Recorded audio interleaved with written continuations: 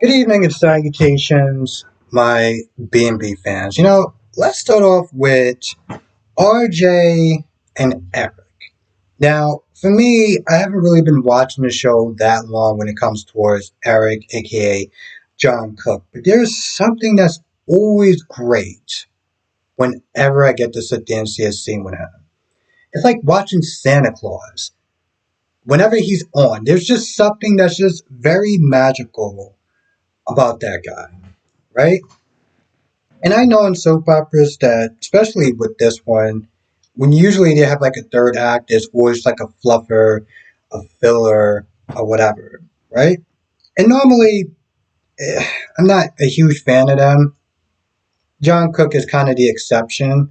But when you get into RJ, right, this is where we start to have an issue because ever since RJ's been back, they haven't had him do anything. Okay? They haven't had him do anything. The only thing he actually does is really come in there to defend his influencer lifestyle, right? You got Rich. It's like, oh, I'm so supportive of you. I'm very proud of you, but I want you to work in a family business. It's like you act like he doesn't make a paycheck though. Like, it's one thing if he's just posting and he's doing all this stuff and he's not actually getting any money from it, right? Okay, fine. But he's actually is getting money from what he's doing. And even Eric today, that was a little bit more light-handed, he was just like, oh, you want to sit there and pick up that pen, start drawing, you want to be a designer? I mean, there's no pressure or anything like that. And he's just like, no, I want to do my own thing. That's all he's been doing. It's been sitting there defending his brand. But they haven't actually had him do anything that is interesting, important, useful. The only use that he actually has at this point is to be in filler scenes. So it's one of those things where it's like, if you're not going to give him anything to do, what was the point of bringing him on the show? And I know some people could just sit there and say, well, he hasn't really been on that long, give him time and things of that nature. How many times have you actually seen a character that come on the show and that's just doing something right off the bat? That's just interesting right off the bat. That's something in their personality that just makes them interesting. I will go back to General Hospital, right? And you look at a character like Patrick Drake. Patrick J came to the show. He was confident, and he was just somebody who was just like, all right, let's see what this character's about. Right off the bat. I was automatically hooked right off the bat. You look at Sloane. Now, before the whole character assassination thing happened, Sloane came in and she was just like, there was something about her that was just very fire. They had her doing things. They had Patrick doing things. He came in there to sit there and save Jason's life. Sloane is there. She's a lawyer and everything. She has this huge grudge against Chanel. What is RJ doing? What is RJ doing? I mean, hell, at least if they have some sort of sibling rivalry or anything like that between him and Thomas, who's going to be top designer or something like that. Something other than I'm just going to put you on notice. But I don't want any drama though. It's like, come on, seriously, what are you doing? I was it just so annoying. It's just like you have to do something to do or get him off the show. you know?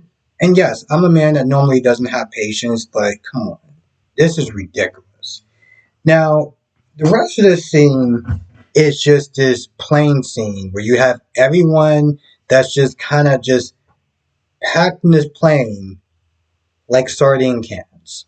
I mean, granted, I don't know how big this jet is, but I'm like, I can't imagine it being that big since you got Carter, you got Thomas, you got Hope, you got Steffi, you got Ridge, and you got Brooke.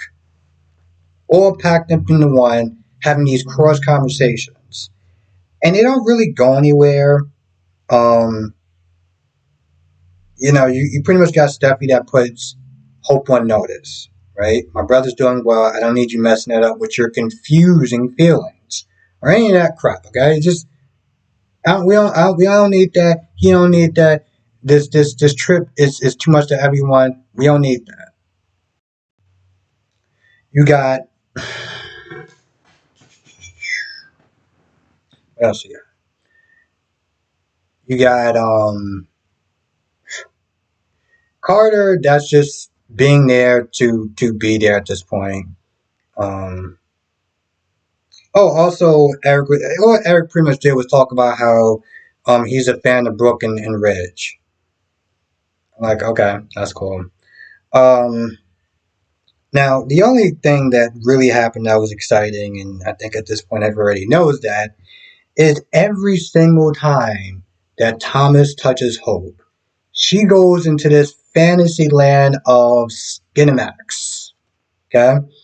Of her riding Thomas's joystick like a goddamn bull. I mean, it's just like, and then the music that they play, it's so 90s softcore, you know what? I can't say, but it's just it's just like almost every time. And today was just like exaggerating. You know, she had the whole heartbeat thing, and then she thought about all the times she wanted to sit there and practically, jump his bones. And then we get into that scene where apparently they're at Rome in some sort of cave or Colosseum. I have no idea where the hell they're at, but it's just funny. And then there's a point before then where she is tired, and Tom's like, I can sit there and give you a massage. I thought he said it loud enough where Stephanie would have turned around and be like, I'm sorry, what? You can give her another massage? But of course, Hope was like, yeah, I don't think this is a good idea between your sister and our parents, just kind of watching us like a hawk. I don't think that's a good idea. Um, of course, Carter's all like, oh, you need to sit there and be with Brooke. You need to be with Brooke. She's your destiny. I'm like, all right, broski, sure. Um, but I'm like, Thomas, what was you even sitting there thinking about? Like, you really want to sit there and just give her a full blown massage with your parent and her parent and your sister just sit there watching like, hmm. And of course, she's going to get into that mode where she just really enjoys it and she has no idea what the hell to do with herself. Because apparently Thomas has magic hands now, magic fingers. Yeah, I can't walk that back. This whole scene is just, you stop to think about it, is a little kind of laughable because it's like they're all just kind of just packed up, and it's just like, and then the last scene is the scene with Deacon and Liam. What is this on? It's like his first or fifth bourbon or something. And take a wild guess when Deacon is talking to Liam about. What does Liam always sit there and talk about? What lives in his head rent free? That's right, Thomas Forrester. And he does sit there and say what she needs is somebody who's going to um have faith in her decisions. You can't do that. You can't give her the faith when it comes towards Thomas, and he never will. And that is the gist of that whole conversation, because that's pretty much all they do is they sit there and talk about you know Thomas and how he doesn't trust Thomas, and Hope keeps giving Thomas a chance, and it's just like, bro, listen. It's just like, come on, bro. This is where we get to the point of rinse and repeat, right? Because this episode wasn't really that bad. Wasn't really that great, but it wasn't really that bad. I feel like good things are going to be coming when they go to Rome. If nothing else, but for the scenery, the fashion, and everything, be cool. Be cool. You just have to get there, and that's the problem. That's one of the problems with this show. Um, I mean, I know that this show is working on a budget, but like, I think this may be the first time that they actually plan on doing something else since the fashion line. I just sat there. I was like, yo, they actually have like they doing the fashion show on B&B. When they talk about fashion, they're going to do a fashion show, and here they are again. I think they may actually do another fashion show. Hmm, imagine that.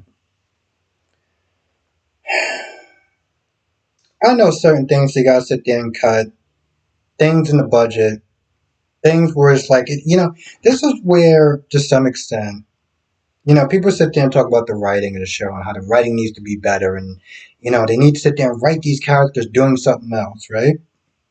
But then it just comes down to the budget, though, too, because you can have the wizard of writers, and it's not going to matter if you don't actually have a budget. And I don't just mean locations, which they definitely should be doing more, but I mean even on the extent of bringing a new character. Um, sometimes when you sit there and you look at these rinse and repeat talking points, right?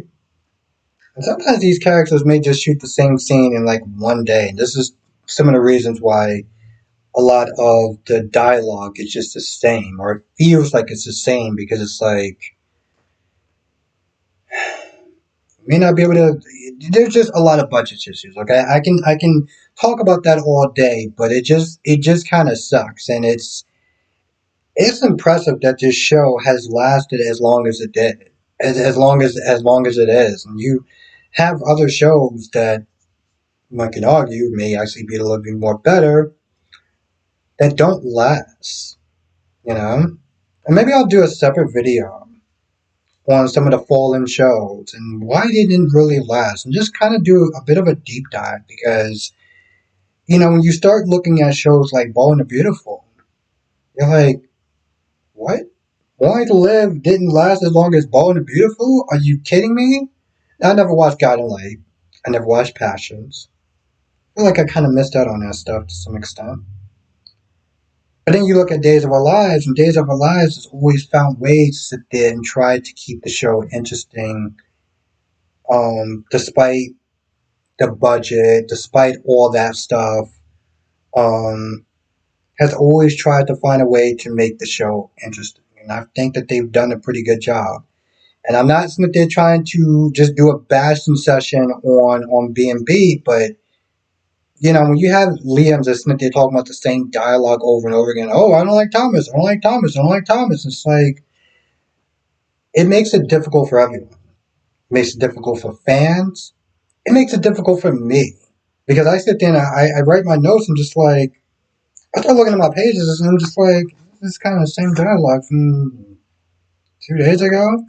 I sit there and I'm turning on my computer. I'm looking at my computer before I even turn it on. I'm just like, how am I even going to sit there and say?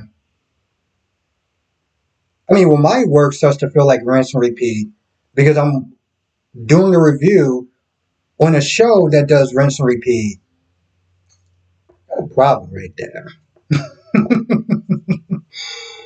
hmm. Well, I think that's pretty much about it. With that being said, I'm going to go. I want to thank you for watching. Now, as always, and I sit there and say this in every video, I'm going to sit there and say this in this one. If you didn't miss anything, come to the live stream. We're going to be sitting to talk about all of it. I want people to sit there and give me their best memories, their best episodes of Bold and Beautiful. All the great storylines, all the great characters that you could sit there and remember. I want to sit there and hear about it tonight. Okay? I want to sit there and maybe go through some of the glory days and when this show used to actually be. I always sit there and say, well, one of the things I started saying because of James, GOJ Media, is that you never know who's watching, right? And I know some people, maybe the higher ups or whatever will get some of their information from like forums and stuff. But I'm like, to be honest, people haven't actually been using forums since the 90s. So I like to sit there and think that if we do get enough people sitting there talking about the show and their glory days, then maybe somebody's sitting there watching this and be like, maybe we could bring this back. Maybe we could sit there and find us in the budget, sit there and do this. Or we can cut out some of that, you know? Because I like to sit there and think that, they have to sit there and know that, there's a lot of times that people are not too thrilled. And I doubt that they're like an echo chamber when they just go to some of these Instagram pages and people are talking all highly about it. Um, yeah, we're going to sit there and talk about you know, some of the great, I want people to talk about some of the great stuff that happened on this show, you know? And if you could share this video, that would definitely help. That, no, seriously, that would really help. Also, we're going to sit there and have so much fun during this YouTube member live stream. So if you're not a member, definitely join. Right now, we are at like 52, 51, I think. No, 51. 51. Um, we have some really interesting conversations. So you definitely don't want to sit there and miss out on that. With that being said, now I'm going to sit there and get ready to go. But I want to thank you for watching. Stay safe, and I will see you in the next video.